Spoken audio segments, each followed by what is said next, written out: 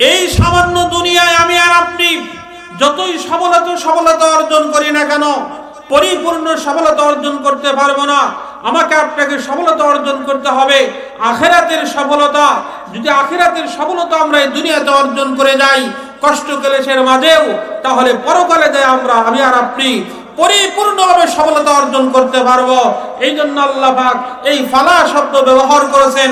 কদ আফলাহাল মুমিনুন, যারা এই দুনিয়াতে মুমিন হবে তারা হবে সফল কাম। কোথায় হবে পরিপূর্ণ সফল কাম? তারা হবে পরকালে সফল কাম। তারা পরকাল সব হিসাব নিকাশ শেষে যখন জান্নাতের ভিতরে চলে যাবে, তারা পরিপূর্ণ সফলতা পাবে। তখন দুঃখ কষ্ট বলতে কোনো কিছুই তাদের আর থাকবে না। তার কারণ দুনিয়া ক্ষণস্থায়ী আর আখিরাত স্থায়ী। বাল তুসিরুনাল হায়াতাদ দুনিয়া ওয়াল আখিরাতু খায়রু ওয়া আবকা। قد أفلح من تزكى وذكر اسم ربه فصلى। যারা নিজেদেরকে পরিশুদ্ধ করেছে, নামাজের মাধ্যমে আল্লাহ তাআলাকে স্মরণ করেছে, তারা সফল কাম। তার কারণ এই দুনিয়াটা হলো ক্ষণস্থায়ী। ওয়াল আখিরাতু খায়রু ওয়া আবকা, এবং আখিরাত হলো স্থায়ী।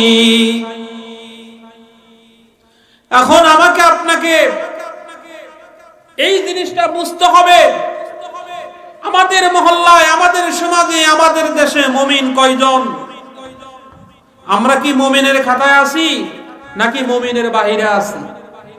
এই সূরার পরবর্তী আয়াতগুলোর অনুবাদ যদি আমরা জানি, তাহলে আমরা অটোমেটিক বুঝতে পারবো এই আয়াতগুলা যার ভিতরে থাকবে সে হলো মুমিন।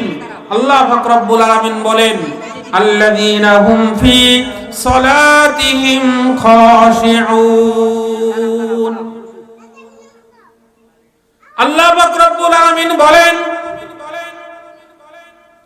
মুমিন তো তারাই যারা নামাজ আদায় করে, বিনয় নম্রতার সহিত যারা নামাজ আদায় করে, তারা হলো মুমিন। এই মুমিনের এক নম্বর গুণ, যার ভিতরে নামাজের গুণাগুণ থাকবে, বিনয় নম্রতার সহিত নামাজ আদায় করবে। নামাজে যখন দাঁড়ায় যাইবে, এই নামাজের বাহিরে, নামাজের ভিতরে দুনিয়ার যা কিছু আছে সব কিছুকে হারাম করিয়া দিয়া এক আল্লাহ তাআলার সামনে যখন মনোনিবেশ করবে, আল্লাহর কুদরতি ভাই সিজদা দিবে, আল্লাহর সামনে মাথা নত করবে, আল্লাহ পাক রব্বুল আলামিন বলেন, আল্লাযীনা হুম ফি সালাতিহিম খাশিউন। দুনিয়ার সকল কিছু থেকে ফারেক হয়ে এক আল্লাহ তাআলার সামনে মাথা নত করবে। এটার নামই হলো খুশুখুজুর সহিত যারা নামাজ আদায় করবে তারা হলো মুমিন। এটা হলো মুমিনের এক নাম্বার গুণ। দুই নাম্বার, ওয়াল্লাযীনা হুম আনিল লাগবি মুরিদুন। মুমিনের দুই নাম্বার গুণ হলো অনর্থক কথাবার্তা থেকে নিজেকে হেফাজত রাখতে হবে। যেই কথাগুলা শরীয়ত সাপোর্ট করে না, যেই কাজগুলা ইসলাম সাপোর্ট করে না, এই সমস্ত কথাবার্তা, এই সকল কাজ থেকে বিরত থাকতে হবে।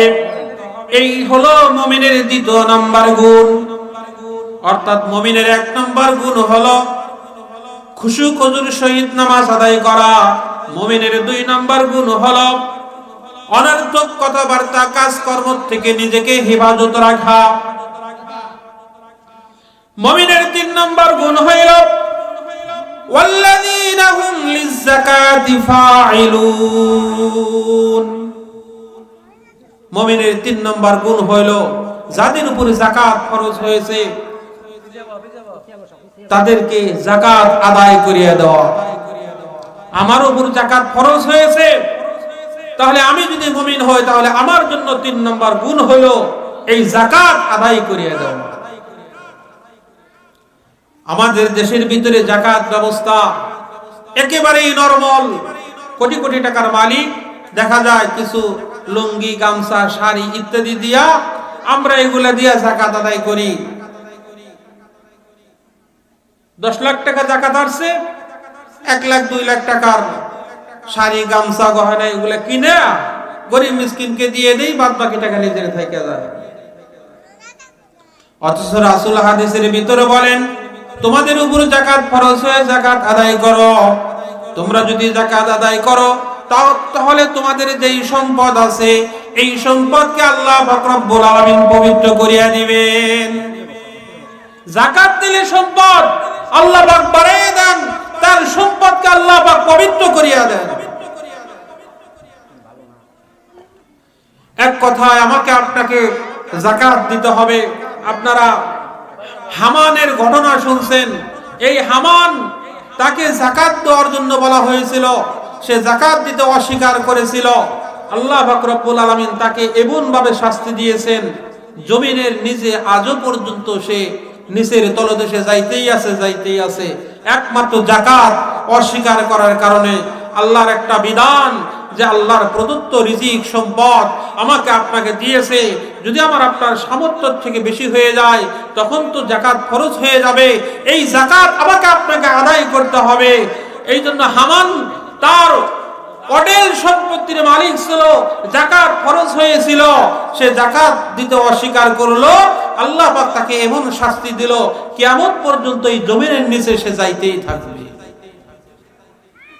আমরা মুসলমান, আমাদের দেশ যদি ইসলামী হুকুমত কায়েম হয় তখন একটা ব্যাংক থাকবে, বাইতুল মাল। সারা বাংলাদেশের এই যাকাত ফান্ডের টাকা বাইতুল মালে জমা হবে।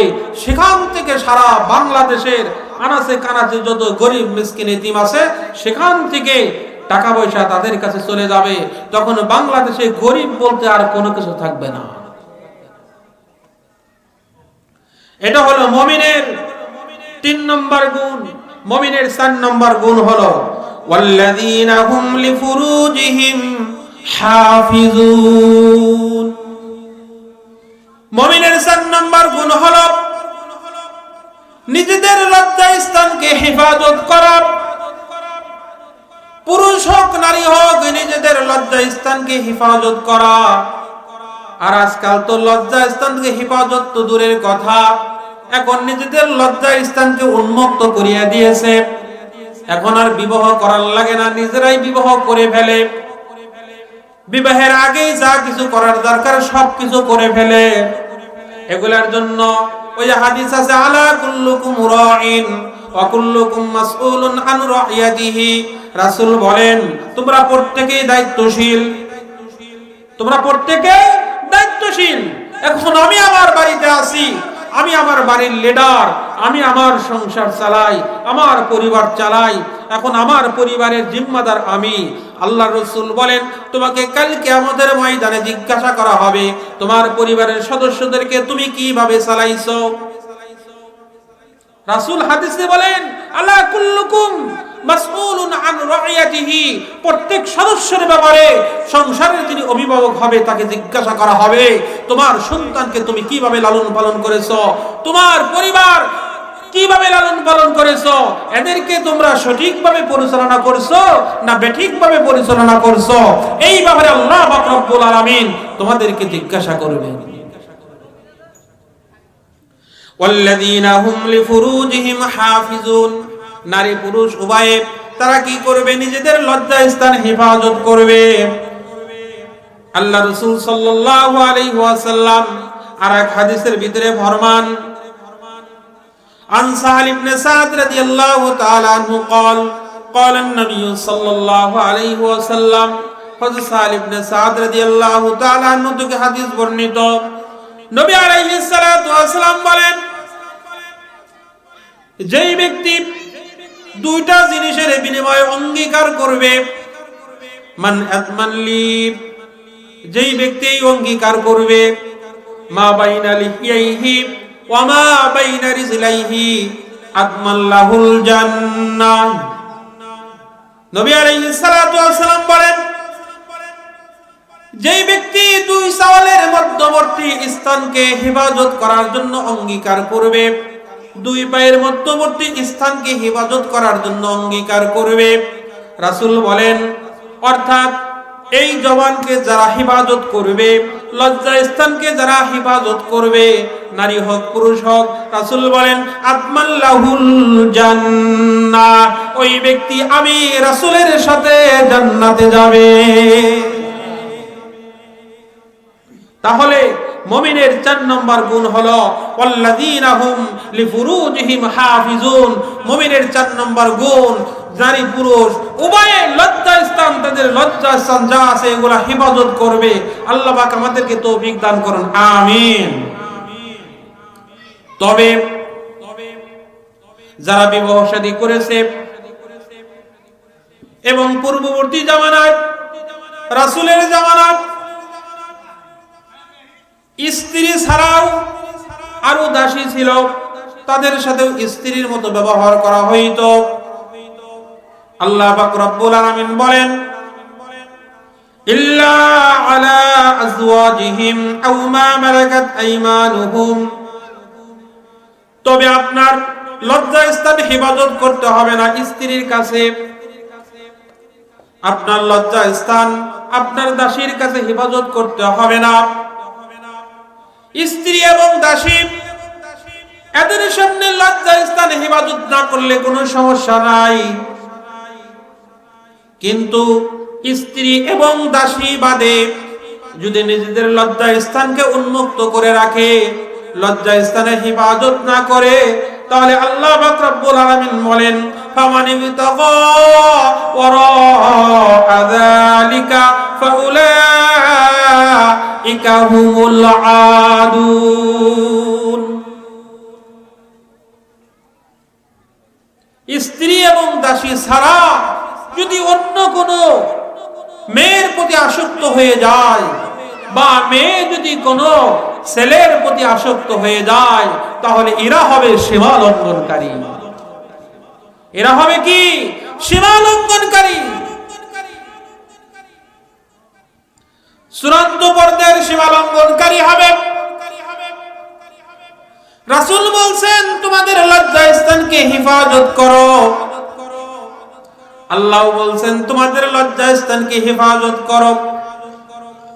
আমরা আল্লাহ এবং আল্লাহর রাসূলের এই আদেশকে আমরা মান্য করি নাই, তাহলে আল্লাহ তাআলার সাথে কুফরি করা হবে, রাসূলের কথাকে অমান্য করা হবে। আল্লাহ পাক বলেন যারা আমার কথা যারা অমান্য করলো তারা চরমভাবে আমাকে লঙ্ঘন করলো, অর্থাৎ আমাকে বাদ দিয়েই, আমার অনুমতি রেখেই তাদের স্ত্রী দাসী বাদেই অন্য নারীদের প্রতি আসক্ত হয়ে গেল। সে চরমভাবে ইসলাম থেকে, সে বিশৃঙ্খল ভাবে সীমা লঙ্ঘন করে ইসলাম থেকে বের হয়ে গেল। এরপরে মুমিনের ৫ নম্বর গুণ ওয়াল্লাযীনা হুম লিআমানাতিহিম ওয়া আহদিহিম রাউন। মুমিনের ৫ নম্বর গুণ হইল আমানতের খেয়ানত না করা। আমানতকে ঠিক মতো আমানতদারের কাছে পৌঁছে দেওয়া। আমানত কখনোই বন্ধ করা যাবে না। আল্লাহ পাক রব্বুল আলামিন আমাকে আপনাকে নির্দেশ দিয়েছেন, কেউ কারো কাছে যদি কোনো জিনিস আমানত রাখে, ওই জিনিসটাকে আমানতদার ব্যক্তির কাছে যেভাবে দিছে সেইভাবেই পরিপূর্ণভাবে পৌঁছে দেওয়া। এমনকি কেউ কাউকে যদি কোনো একটা কথা বলে আর বলে এই কথাটা তোমরা অন্য কারো কাছে বলিও না, তাহলে ওই কথাটা নিজের ভিতরে আটকে রাখাটাও আমানত। এই কথা কারো কাছে বলা যাবে না। আর আল্লাহ পাক রব্বুল আলামিন বলেন আমি তোমাদের জন্য আমানত স্বরূপ আমি 30 পারা কোরআন পাঠাইলাম। এই 30 পারা কোরআন উম্মতে মুহাম্মাদের উপরে আমি আমানত স্বরূপ দিলাম। তোমরা আমার এই 30 পারা কোরআনকে আমানত স্বরূপ তোমরা গ্রহণ করো। এই 30 পারা কোরআন আমাকে আপনাকে আমানত স্বরূপ দিয়েছে। এই আমানত স্বরূপ আমাকে আপনাকে এই কোরআনের উপরে আমল করতে হবে। মুমিনের 6 নম্বর গুণ হলো ওয়া আহদিহিম রাউন। প্রতিশ্রুতি ভঙ্গ করা, কথা দিয়া কথা না রাখা, অর্থাৎ আমাকে আপনাকে এই প্রতিশ্রুতি রক্ষা করতে হবে। আমি আপনাকে কথা দিলাম যে আগামীকাল আমি অমুক জায়গায় যাব, আপনি ওখানে থাকেন, কিন্তু আমি সেখানে গেলাম না, তাহলে কথা দিয়ে আমি আর আপনি কি করলাম? কথা রাখলাম না। আল্লাহ রাসূল বলেন আয়াতুল মুনাফিকি সালাসুন, মুনাফিকের আলামত হলো তিনটি। মুনাফিকের আলামত কয়টি? তিনটি। তার মধ্যে একটা হলো যে ব্যক্তি কথা বলে কাযাবা, সে মিথ্যা বলে। মিথ্যা বলাটা কি মুনাফিকের আলামত। দুই নম্বর আলামত হইল যে ব্যক্তি কথা দিয়ে কথা রক্ষা করতে পারে না, এটাও হলো মুনাফিকের আলামত। তো মুনাফিকের আলামত তিনটা, তার মধ্যে দুই নম্বর আছে কথা রক্ষা না করা, তিন নম্বর আছে আমানতের খেয়ানত না করা। যে খেয়ানত করবে সে মুনাফিক, যে মিথ্যা কথা বলবে সে মুনাফিক। তে মুমিনের 6 নম্বর গুণ হলো ওয়া আহদিহিম রাউন। 6 নম্বর মুমিন অর্থাৎ যারা মুমিন হবে তাদের 6 নম্বর গুণটা হলো তারা কথা দিয়ে কথা রক্ষা করবে, কথার কোনো বরখেলাপ করবে না।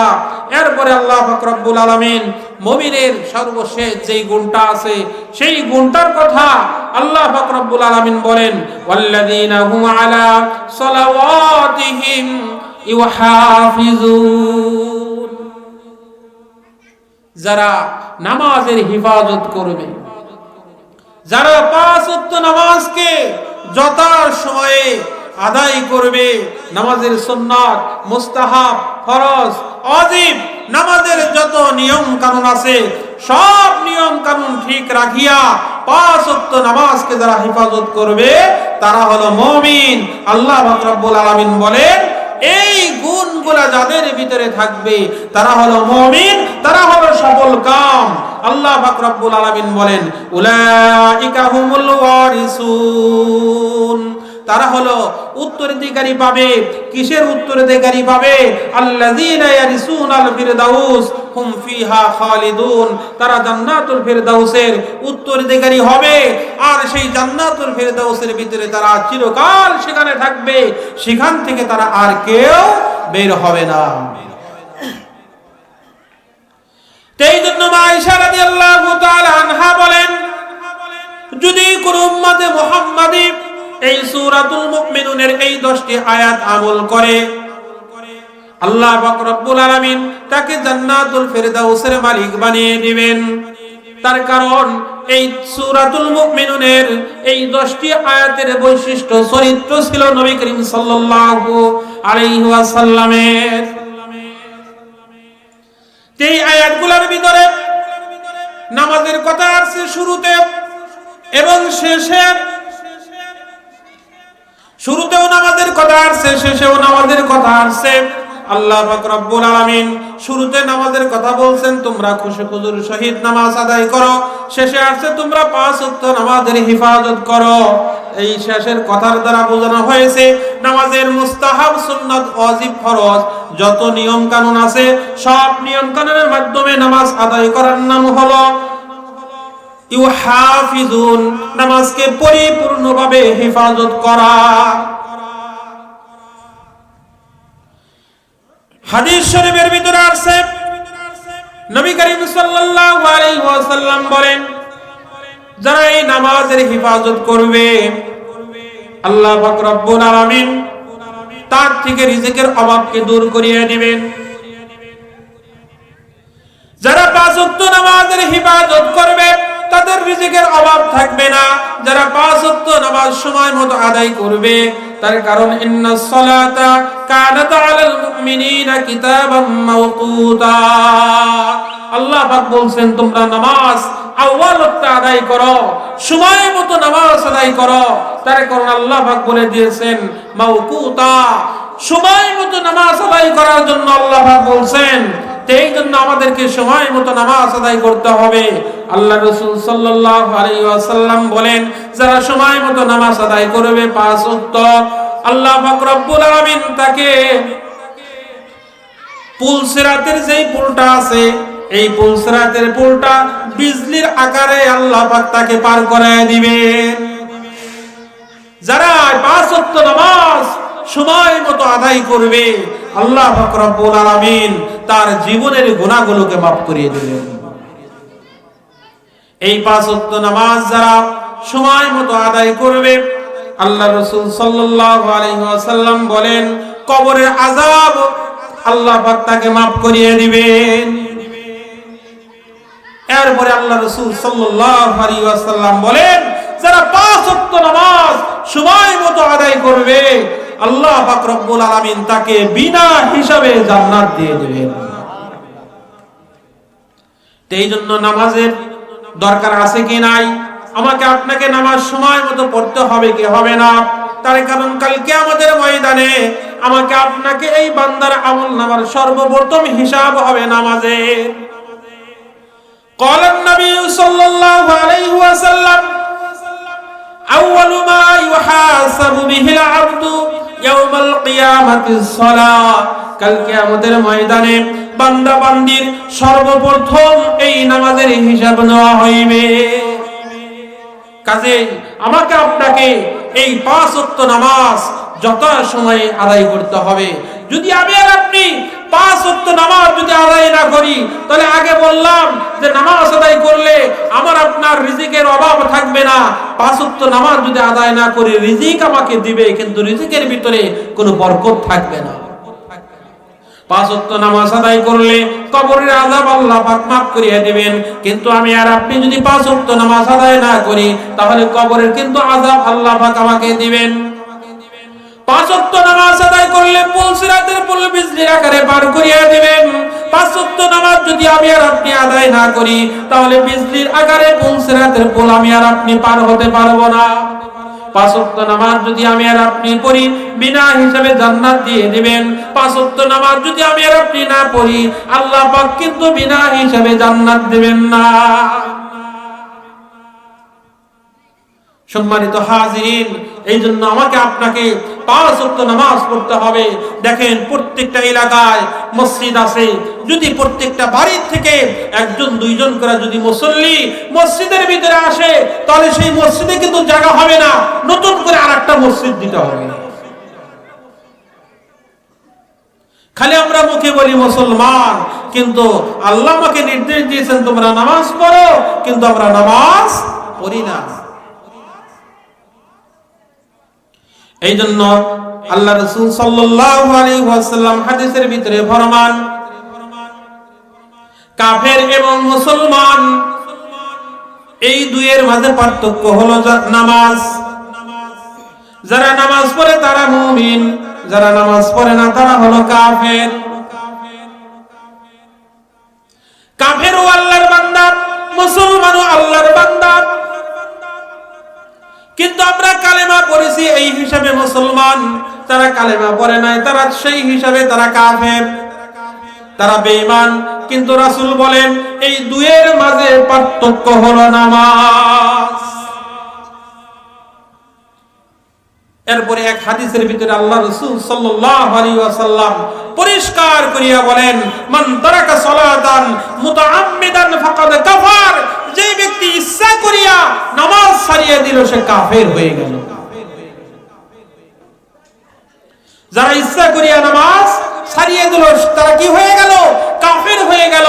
এই জন্য সম্মানিত হাজিরিন, আপনাদের কাছে আমার অনুরোধ, আপনাদের মহল্লায় আপনারা যেখানেই থাকুন না কেন, যখনই নামাজের সময় হয়ে যাবে, আমরা 5 ওয়াক্ত নামাজ সময় মতো আদায় করব। কি রাজি আছেন ইনশাআল্লাহ? পর্দার অন্তরালে আমার মা বোনেরা, আপনারা শুনছেন সূরাতুল মুমিনুনের যে 7টা গুণের কথা বলছি, আপনারা যদি এই গুণগুলোর উপরে আমল করতে পারেন, আল্লাহ পাক রব্বুল আলামিন আপনাদেরকে জান্নাতুল ফেরদাউস দান করবেন। এই জন্য আপনারা এই সূরার উপরে আমল করবেন ইনশাআল্লাহ। আর আমি আর আপনি যে নামাজ পড়ি, এই নামাজ কিভাবে পড়বো, আমরা ইমাম সাহেবের কাছ থেকে আমরা এই নামাজটা শিখে নেব। আমরা অনেকেই সূরা ফাতিহা জানি না, তাশাহুদ জানি না, দরুদ শরীফ জানি না, দোয়া মাসুরা জানি না। এগুলো আমরা ইমাম সাহেব বা একজন হুজুর রাইখা বা একজন ছাত্র রাইখা নামাজের যে সূরা কিরাতগুলো আছে, নামাজে যা কিছু প্রয়োজন এগুলো আমাকে আপনাকে শিখতে হবে। এখন আমি আর আপনি যদি নামাজে যদি আমরা না পড়ি, কাল কিয়ামতের ময়দানে আল্লাহ পাক বলবেন, দেখি নামাজ পড়ছেও দুনিয়াতে, এখন একটা সিজদা দিয়ে দেখাও, এখন একটা রুকু করে দেখাও। তখন কিন্তু আমার আপনার কোমর কিন্তু আর সোজাই থাকবে, বাঁকা হবে না।